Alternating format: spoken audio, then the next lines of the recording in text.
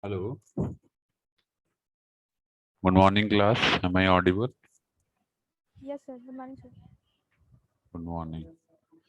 So, uh,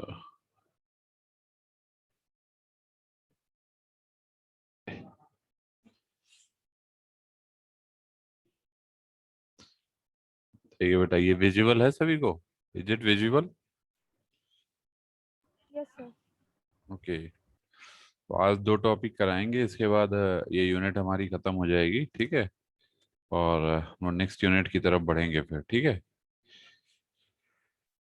we will move on the fourth unit, clear, after that.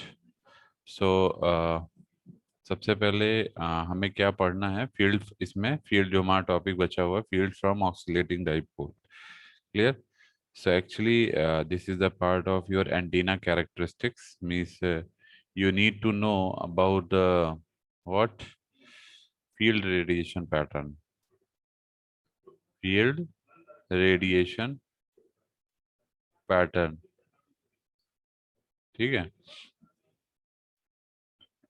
how your pattern या field will get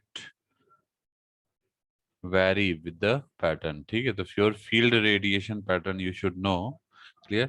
So if you talk about the field radiation pattern, basically, clear. So we will talk about some particular dipole antenna, clear.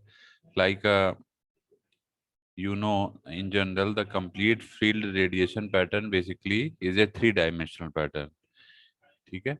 If we talk about the field pattern, so um, we know that, yeah, in general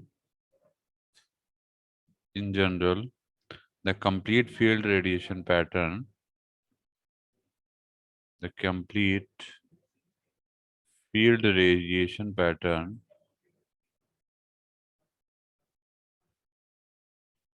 complete field radiation pattern is a three-dimensional pattern. इसको 3D pattern भी बोलते हैं, three dimensional pattern, ठीक है। It requires it requires three dimensional representation या 3D representation,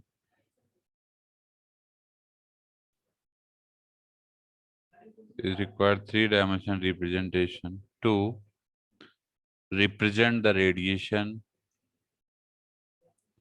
represent the radiation, represent the radiation of all angles of phi, all angles of phi and theta, phi and theta, clear. As you know, we cannot plot the 3D pattern on a plane. You all know, as the 3D pattern cannot be plotted in a plane,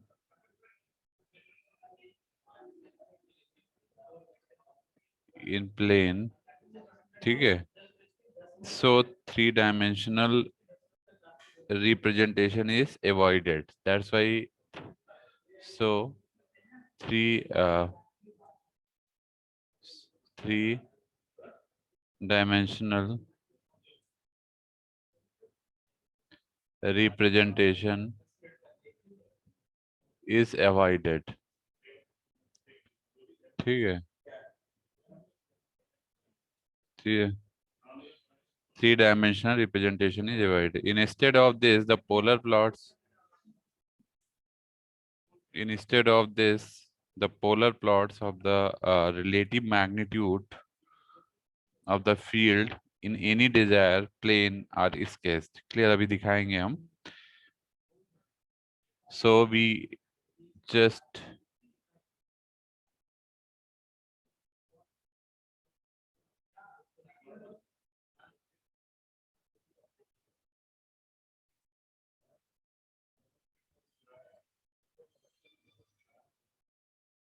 the polar plot of the relative magnitude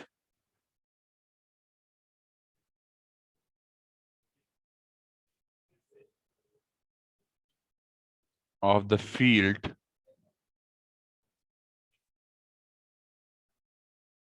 in any desired plane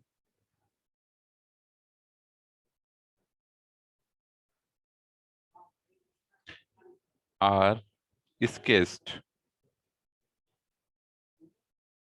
ठीक है, are you getting my point? कि जैसे जो हमारा complete field radiation pattern है basically 3 dimensional होता है, क्योंकि हम लोग जो पैटर्न बनाते हैं, जो भी एंटीना पैटर्न बनता रहा है, अभी हमने आपको पीछे भी दिखाया था कि हमारा जो पैटर्न है वो स्फेरिकल कोऑर्डिनेट में एग्जिस्ट करता है. Basically it is a 3 dimensional figure which can not be plotted in a single plane. Clear? So to avoid this representation, we use the polar plots of the relative magnitude of the field in any desired plane. Clear? So so so in polar plots को हम लोग plot करते हैं in 2 planes. Clear? So these polar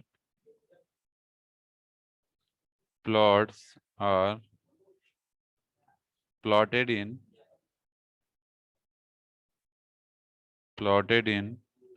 2 planes. इसको 2 planes में हम लोग plot करेंगे. ठीक है, कौन से प्लेन में? First one containing the antenna and the other normal to it. पहला प्लेन जो हम लोग लेंगे, मेरी आवाज आ रही है सभी को? हेलो? जो पहला होगा दैट कंटेनिंग वन कंटेनिंग, बेटा आवाज आ रही सभी को? हेलो, मैं ऑडिबल? Yes sir. तो इसको नोट कर लीजिए. वन कंटेनिंग द एंटीना, एक एंटीना का पार्ट होगा, और जो दूसरा होगा second, that is normal component.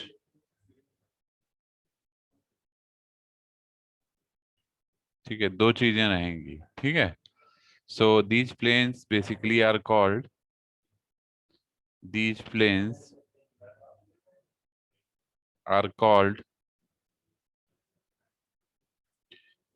principal planes.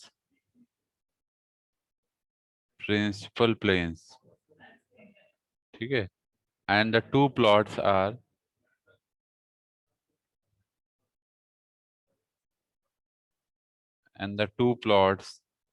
or pattern are called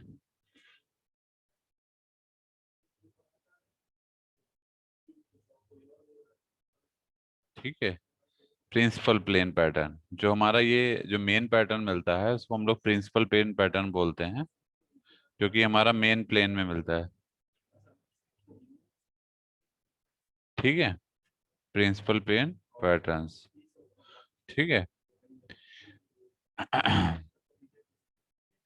So these patterns are obtained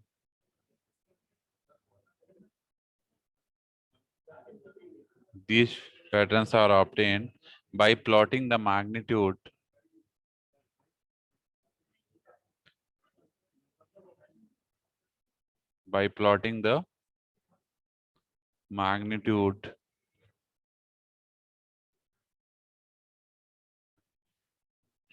of the normalized field strength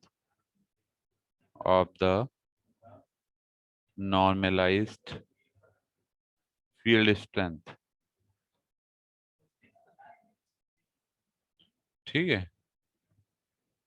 normalized field strength. ठीक है, when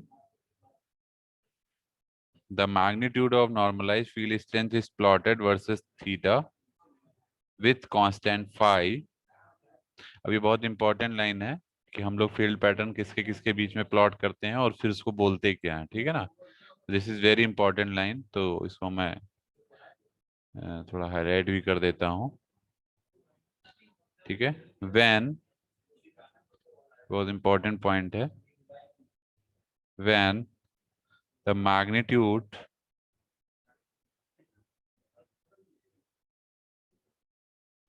of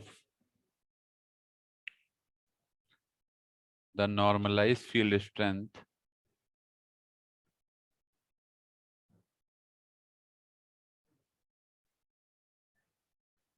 normalized field strength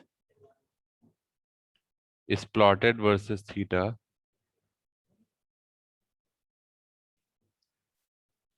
plotted versus theta, ठीक है, with constant phi, with constant phi. Basically the pattern is called, ये बहुत important line है, ध्यान रखिएगा, जब हम फील्ड स्ट्रेंथ प्लॉट करते हैं with respect to theta and constant phi, theta and phi क्या स्फेरिकल कोऑर्डिनेट के हमारे कोऑर्डिनेट पॉइंट्स हैं, ठीक है।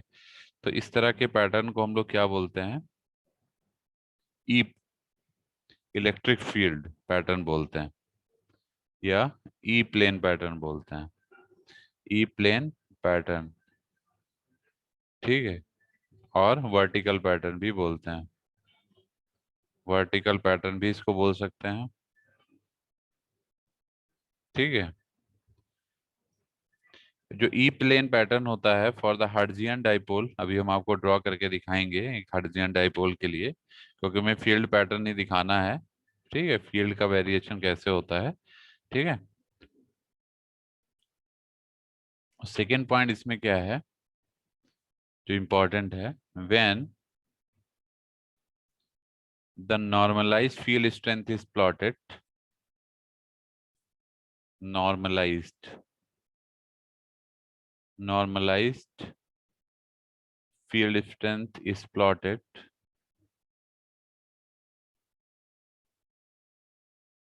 comma, कॉमा मत लगाइए यहाँ पे, प्लॉटेड वर्सेस लिखिए, वर्सेस, प्लॉटेड वर्सेस फाई, ठीक है, phi for theta is equal to pi by two, for theta is equal to pi by two, the pattern is called, the pattern is called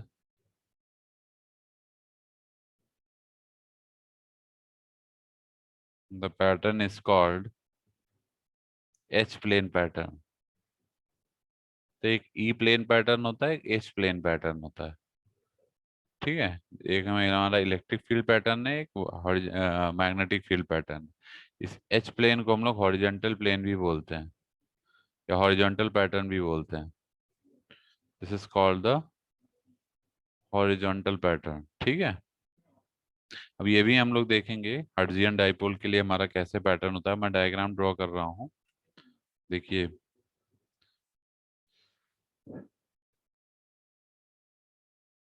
this is,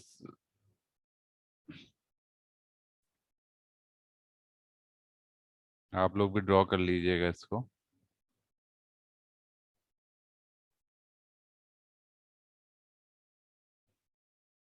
ठीक है। तो ये हमारा x axis है, this is your x axis, this is your Z axis, ठीक है। ये centre point है, यहाँ से एक हमने लाइन ड्रॉ करी है, देख सकते हैं आप, this is the line, this is your point P, clear. तो ये जो एंगल है, there is an angle,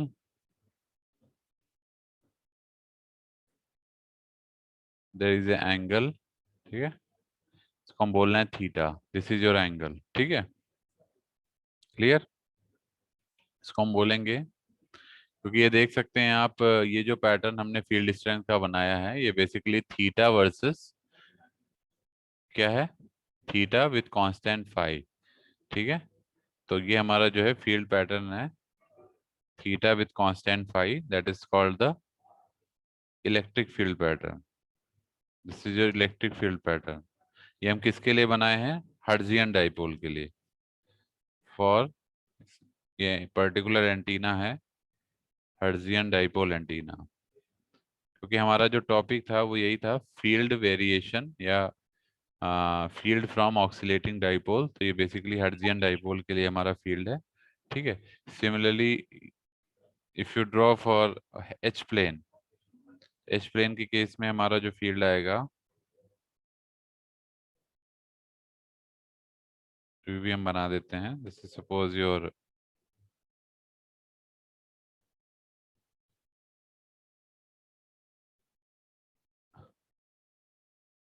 ठीक है, ओके, तो something like this is a line, angle phi यहाँ बन रहा है। ठीक है,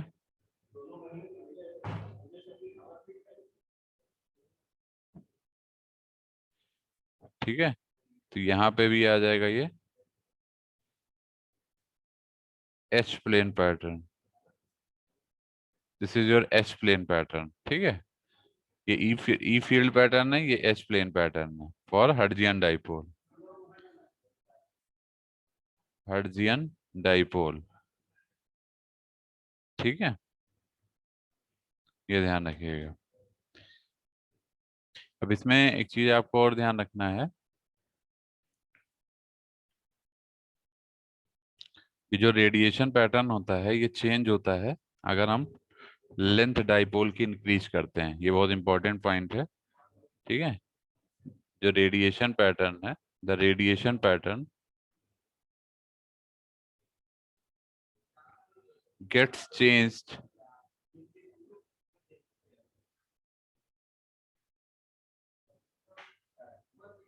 if the length of the dipole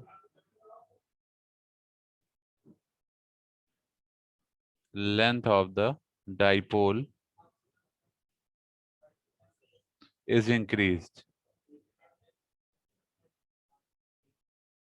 अगर हमारा डाइपोल की लेंथ इंक्रीज करती है तो हमारा रेडिएशन पैटर्न भी चेंज होता है। ठीक है, जैसे फॉर सेंटर फेड अगर हम ले लेते हैं, मान लीजिए for centre fed half wave vertical dipole, half wave, ये एक पर्टिकुलर डाइपोल है, centre fed half wave vertical dipole. ठीक है, द रेडिएशन पैटर्न, हम बना के दिखा दे रहे हैं, for centre fed half wave dipole के लिए अगर देखेंगे आप,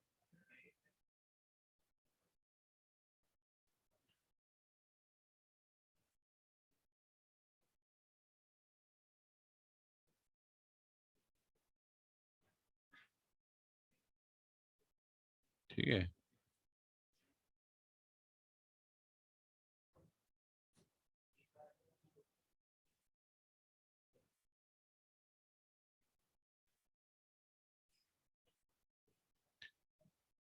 this is your length, total length of the dipole, this is the total length of the dipole, clear, and this is your current element, antenna current element जिसमें हमारी current flow करेगी। ठीक है, इसको हम बोलते हैं, इसको क्या बोलते हैं, हाफ वेव लेंथ, या हाफ वेव डाइपोल भी बोल सकते हैं, this is your half wave length. ठीक है, और similarly if you see,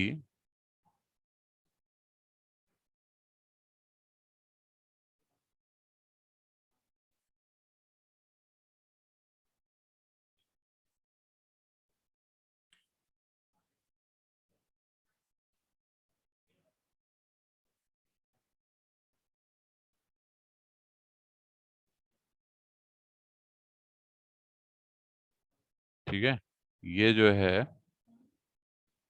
this is your one wave length, one wave length. ठीक है, So this figure exactly represent field radiation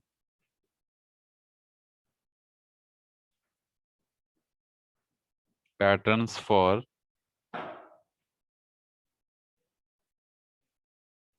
vertical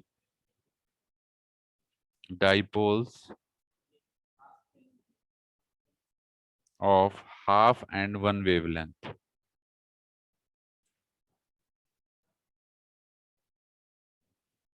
half and one wavelength. ठीक है, तो ये हमारे फील्ड पैटर्न्स हैं। ठीक है, similarly if you find the field pattern,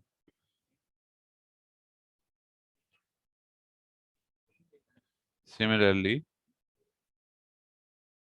अगर हम लोग देखें और भी हमारे फील्ड पैटर्न्स हैं, जैसे मान लीजिए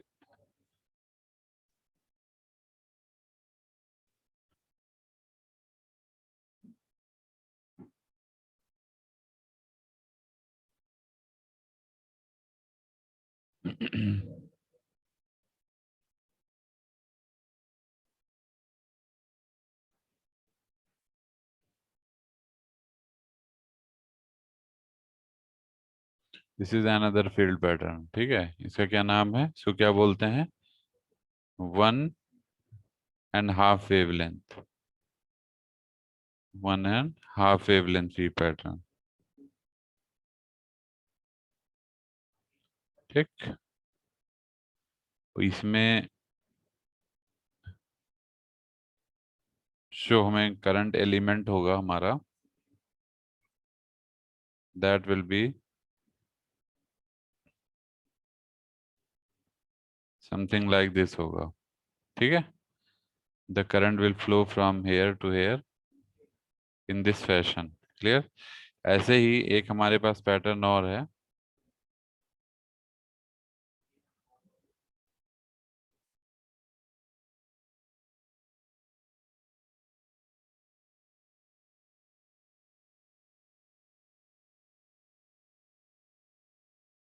इसको क्या बोलते हैं,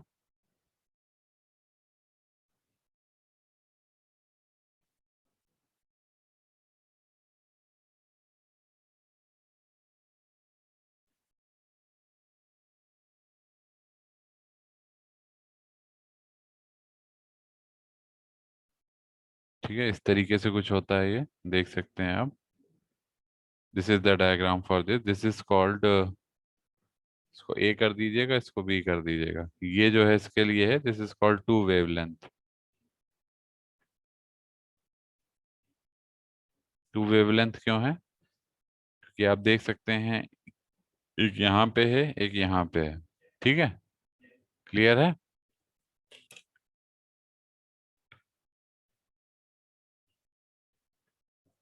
तो इस तरह से हमारे कुछ फील्ड रेडिएशन पैटर्न बनते हैं। रेडिएशन इंटेंसिटी मैं आपको ऑलरेडी बता चुका हूँ, ये सब डाइपोल एंटीना के लिए है, सब हर्ट्जियन डाइपोल के लिए है। ठीक है, तो इस तरीके से हमारा कुछ फील्ड पैटर्न फॉर्म होता है for a particular length of antenna. Clear, या डाइपोल। नाउ अब हमने इसमें आप लोग को एक चीज़ और बताई थी, को फार्मूला हमने एक बताया था कि रेडिएशन इंटेंसिटी हमको अगर मेजर करना है तो हम कैसे मेजर करते हैं। उसके लिए भी हमने आपको फार्मूला बताया था, रेडिएशन इंटेंसिटी। रेडिएशन इंटेंसिटी अगर आपको मेजर करनी है तो कैसे मेजर करेंगे, दैट इज, कोई बताएगा कैसे मेजर करते हैं। Sir R square hmm, sir R square P. इसको हम theta and phi, U theta and phi is equal to, इसको बोलते हैं बेसिकली एवरेज रेडिएशन इंटेंसिटी। कल इस पे मैंने न्यूमेरिकल भी कराया था, average radiation intensity, this is your average radiation intensity, that is U theta phi. इसकी वैल्यू जो होती है वो क्या होती है, radiation power at the output upon 4 pi, this is your radiation intensity. ये देखिए हमने जब स्टार्टिंग में भी बताया था आपको रेडिएशन इंटेंसिटी, एक मिनट में दिखा देता हूँ। कल भी मैं जब न्यूमेरिकल करा रहा था तो आपको बताया था, आप ही का ट्यूट था ना कल, आपकी क्लास का। एक मिनट, ये आपने कल ट्यूट में भी कराया था, इसका एक क्वेश्चन भी कराया था। ये देखिए, ये जो यू मैक्स देख रहे हैं आप, यू, ये देखिए जो यू थीटा फाई है, इसी की मैं बात कर रहा हूँ। That is your average radiation intensity. देखिए, पी रेडिएशन बाई 4 पाई, दिख रहा है सभी को? इसको बोलते हैं average radiation intensity. That is P radiation by 4 पाई, हमने डिराइव भी कराया है। ठीक है, तो ये पीछे का पार्ट है। बस मैंने यहाँ इसलिए लिख दिया क्योंकि ये जो हमारे जितने भी पैटर्न मिल रहे हैं, that contains the radiation intensity. Clear? इसकी यूनिट क्या होती है? वॉट पर स्टेरेडियन। यूनिट क्या होती है? वॉट पर स्टेरेडियन, ये इसकी यूनिट है। ठीक है, ध्यान रखिएगा।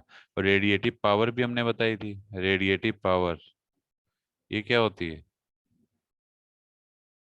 0 to 2 पाई, थीटा की value 0 to pi, and U theta phi into solid angle, differential solid angle या बीम एरिया। ठीक है, तो ये हमारा हो गया यू थीटा फाई। यहाँ ये आ जाएगा आपका T radiation by 4 pi into D solid angle, differential solid angle. तो ये आपको मिल जाएगा रेडिएटेड पावर। ये भी हम पीछे बता चुके हैं आपको। ठीक है, ये सब इसी का पार्ट है। तो ये हो गया, ये हो गया, दोनों चीजें ध्यान रखनी है आपको। फॉर्मूले आप लोग रेगुलर वे में इसको पढ़ते रहिए, तभी याद रहेगा, नहीं तो भूल जाएंगे। ठीक है, तो ये हमारा टॉपिक ये भी कवर हो गया, फील्ड रेडिएशन पैटर्न या field from oscillating dipole. Clear? तो ये आपके कुछ पैटर्न्स हैं जो हमने बनवा दिए हैं। ठीक है, अब इसके बाद जो नेक्स्ट टॉपिक है आपका फ्रिस ट्रांसमिशन इक्वेशन है। ये हमने आपको ट्यूट में भी क्वेश्चन दिया है कि derive Friis transmission equation. Clear? So you can see we have a transmitting antenna, we have a receiving antenna. Clear? So if you see the transmitting antenna, basically you transmit the signal, clear, to the receiver side, receiving antenna side, and there is a distance between transmitter and receiver, that is small d. Clear? So हम एक चीज मान के चल रहे हैं कि जो हमारा ट्रांसमिटिंग एंटीना है वो आइसोट्रोपिक नेचर का है, आइसोट्रोपिक सोर्स है। आइसोट्रोपिक सोर्स कौन से सोर्स होते हैं? जो मतलब हर डायरेक्शन में रेडिएट करते हैं। अगर आपसे कोई पूछे व्हाट आर आइसोट्रोपिक सोर्स, तो isotropic source are those type of source which radiates in all direction. उनको हर डायरेक्शन में वो रेडिएट करते हैं, something like omnidirectional you can say. Clear? ठीक है, तो ये हमारा आइसोट्रोपिक ये ट्रांसमिटिंग है, ट्रांसमिटिंग एंटीना है which radiates in all direction. So you can see if you find the power density at receiver side. Clear? चूंकि transmitter हमारा आइसोट्रोपिक है तो ये हर पूरे डायरेक्शन में रेडिएट करेगा। So you can calculate the power density at receiver antenna, that में be given as W is equal to PT upon A. PT upon A, that is the received power density. PT is your transmitting power, A is your area. तो चूंकि ये हर direction में radiate करेगा तो it will form A spherical system. Clear? क्योंकि जैसे ये हमारा मान लीजिए एक आइसोट्रोपिक सोर्स है, तो ये हर डायरेक्शन में रेडिएट करेगा, तो इट विल फॉर्म है, चूंकि हर डायरेक्शन में रेडिएट कर रहा है तो it will form a sphere. Clear? एक स्फेयर की तरह बन जाएगा क्योंकि हर डायरेक्शन में रेडिएट कर रहा है। तो स्फेयर का एरिया क्या होता है? 4 पाई r²। और r जो हम लेंगे वो क्या लेंगे? जो डिस्टेंस है हमारा, क्योंकि ये डिस्टेंस जहां भी रिसीवर एंटीना होगा वहां तक एक पूरा एक सर्कल फॉर्म कर रहा होगा, स्फेयर फॉर्म कर रहा होगा। ठीक है, तो इसलिए हमारा ये जो डिस्टेंस है that will be working as a diameter, तो इसलिए हम r की जगह क्या रखेंगे? d। तो बेसिकली 4 पाई d² हो जाएगा। Getting my point? तो area will be 4 pi d²। समझ में आ रहा है? बोलिए। हेलो, यहाँ तक समझ में आ गया? This is your power density at receiver side, that is PT upon A. A is your 4 pi d². Now if the gain of transmitter antenna is GT, then you may calculate the power density again अगर आपको पता है GT हमारा क्या है, gain है, G is your gain, T means transmitting antenna gain. तो GT अगर आप देखें तो पावर डेंसिटी को हम GT के फॉर्म में भी दिखा देंगे। तो इसमें GT का मल्टीप्लिकेशन हो जाएगा, क्या हो जाएगा, GT will be multiplied if you consider the gain also. So your power density at receiver side will be PT GT upon 4 pi d square. Clear. अगर ट्रांसमिटिंग एंटीना का गेन हमारा GT है, ठीक है, तो ये मल्टीप्लाई हो जाएगा गेन के साथ पावर, ठीक है। Now under ideal condition, if effective aperture of RX means receiver antenna is AE, हम ये मान के चलें अगर आइडियल कंडीशन में हमारा जो रिसीवर का इफेक्टिव एपर्चर है वो अगर हमारा एंटीना का ए है, A is your effective aperture, ठीक है। So then the received power is given by, उस केस में आपके रिसीव्ड पावर क्या हो जाएगी, this W into A E R means power density जो हमारी है वो इफेक्टिव एपर्चर रिसीवर के साइड मल्टीप्लाई हो जाएगा and this will give you the received power, ठीक है, this will give you the received power. So W आपको पता है, W is your PT GT by 4 pi d square और AER your effective receive power, तो ये हमारे इससे मल्टीप्लाई हो गया, तो ये आ गया इक्वेशन नंबर 3। क्लियर। अब आपको क्या करना है, you know the gain of transmitting antenna, gain of transmitting antenna क्या है, 4 पाई AE upon lambda square. AET क्या है, effective aperture of transmitting antenna.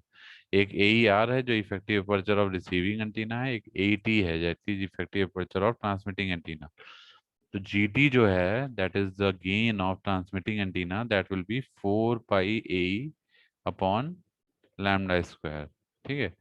सो अगर हम इसको जो रिसीव्ड पावर हमारी यहाँ पे है थर्ड इक्वेशन में, इसमें हम अगर GT की वैल्यू पुट कर दें, देख रहे हैं आप GT यहाँ पे आ रहा है, इस GT की वैल्यू अगर हम यहाँ पुट कर दें तो हमको क्या मिलेगा, the relation will get you in the form of like this, ठीक है।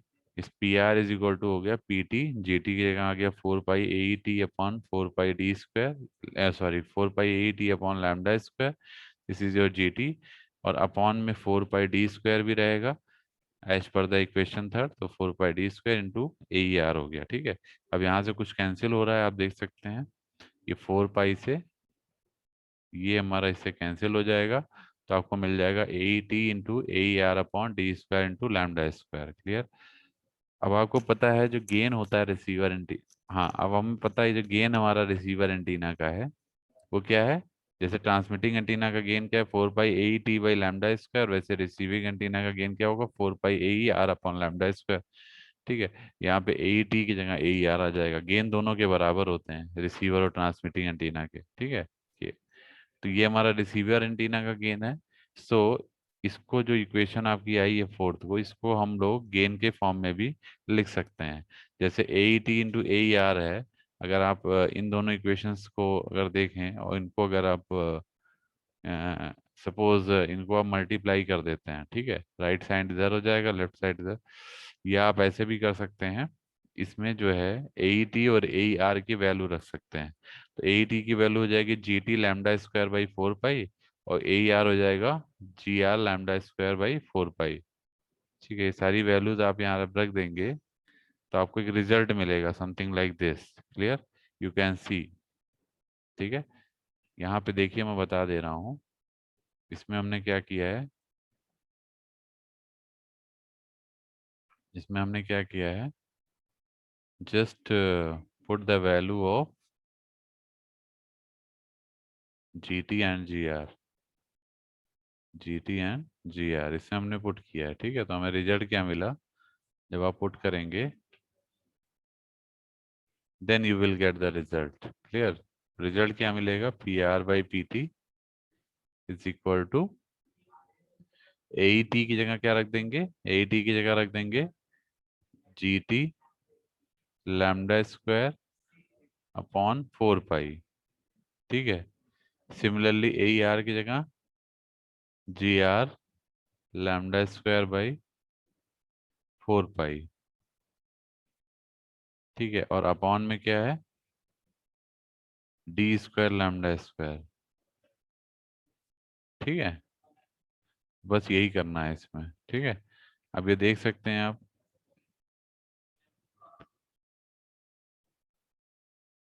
अब ये भी देखिए, ये भी 4 पाई है, ये भी 4 पाई है, ठीक है, और ये डी स्क्वायर है और ये लैम्डा स्क्वायर है। तो हम इसको कुछ ऐसे भी लिख सकते हैं,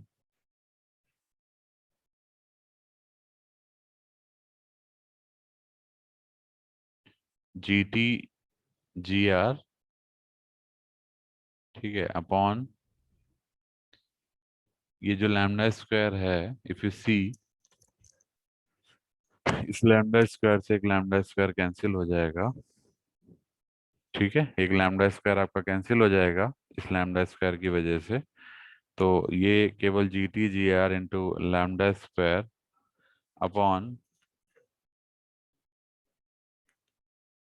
4 पाई इंटू डी का होल स्क्वायर हो जाएगा, ठीक है। अब इस लैम्डा स्क्वायर को आप नीचे भी ला सकते हैं, तो आपको मिल जाएगा G T G R by 4 pi D upon lambda का whole square. Getting my point? तो वहां से हमारा ये आया है, समझ में आ रहा है ये? हेलो, ये समझ में आ रहा है सभी को?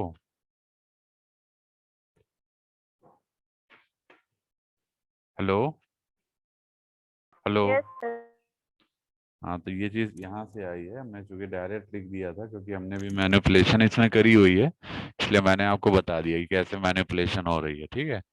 किस तरीके से है, जी टी जी आर की वैल्यू हमने फॉर्मूले में रख दिया था सर, यहाँ पे ए ई आर और ए ई टी की वैल्यू रख दिया in terms of G T and G R, तो हमको ये रिलेशन इस तरह से मिल गया। तो ये आपको याद रखना है, that is received power upon transmitted power is equal to G T G R by 4 pi D upon lambda का होल स्क्वायर। इस पे न्यूमेरिकल भी आ सकते हैं, ये ध्यान रखिएगा। On this formula you can get the numerical also. इस इक्वेशन को हम लोग ट्रांसमिशन कोफिशिएंट के फॉर्म में भी रिप्रेजेंट कर सकते हैं, दैट इज सिग्मा के फॉर्म में, गामा के फॉर्म में, सॉरी, ठीक है। तो इस तरह से भी आप इसको रिप्रेजेंट कर सकते हैं by putting the all values of gain as well as, ठीक है, पावर, ठीक है। तो इसके बाद अब हमारी ये यूनिट लगभग ऑलमोस्ट ओवर हो गई है, ठीक है, न्यूमेरिकल भी हमने आपको करा दिए थे। तो अब हम लोग जो है चलेंगे नेक्स्ट पार्ट पे। तो इसको रफ कर दे रहा हूँ मैं, कंफ्यूजन ना हो आप लोग को, ठीक है, लेकिन ये मैंने बता दिया किस तरीके से ये आया है, ठीक है। ओके, तो अब हम लोग नेक्स्ट यूनिट पे फोकस करेंगे, that is unit number 4। Clear? पहले हम आपको सिलेबस दिखा देते हैं कि हमारा सिलेबस क्या है यूनिट 4 का। 1 मिनट वेट करिएगा। अच्छा, एक बात आप लोग से और कहनी थी, आज एक लेक्चर आपका 1 मिनट और होगा, शायद हम शेड्यूल भेजेंगे आपको, ठीक है, लास्ट में। Clear? So I will send you the schedule just because of my previous absence, and that class will be rescheduled, clear, for today. So हम लोग 4th यूनिट उसमें डिस्कस करेंगे, ठीक है।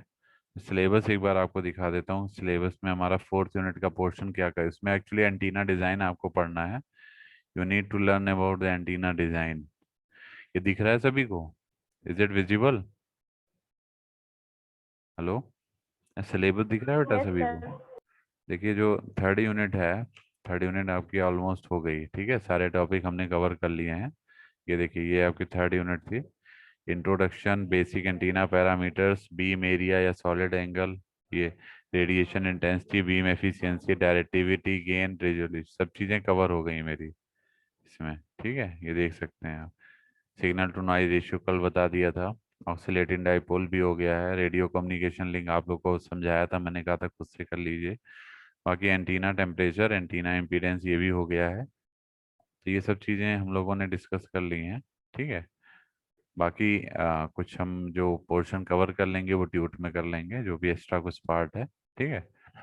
इसके बाद हमारा जो नेक्स्ट यूनिट है, that is your 4th unit. आप सिलेबस देख रहे होंगे। 4th यूनिट अगर आप देखेंगे तो that is your antenna design, ठीक है। इसमें सबसे पहले हम लोग इलेक्ट्रिक डाइपोल पढ़ेंगे, फिर शॉर्ट इलेक्ट्रिक डाइपोल, देन हाँ fields of short electric dipole, फिर radiation resistance of short electric dipole, तो पहले हम लोग एग्जैक्टली जो फोकस करेंगे वो शॉर्ट इलेक्ट्रिक डाइपोल पे करेंगे। उसके रिगार्डिंग देखिए इतने सारे पैरामीटर्स आपको निकालने हैं। Then we will consider the thin linear antenna. ठीक है, तो इस तरह से हम लोग स्टेप बाय स्टेप बढ़ेंगे। फिर एरे वगैरह भी इसी में पढ़ना आपको, array of two driven lambda by two elements. इसमें भी दो पार्ट हैं, बोर्ड साइड और end side fire, end fire array और बोर्ड साइड एरे। ठीक है, ये दोनों टाइप्स आपको पढ़ने हैं।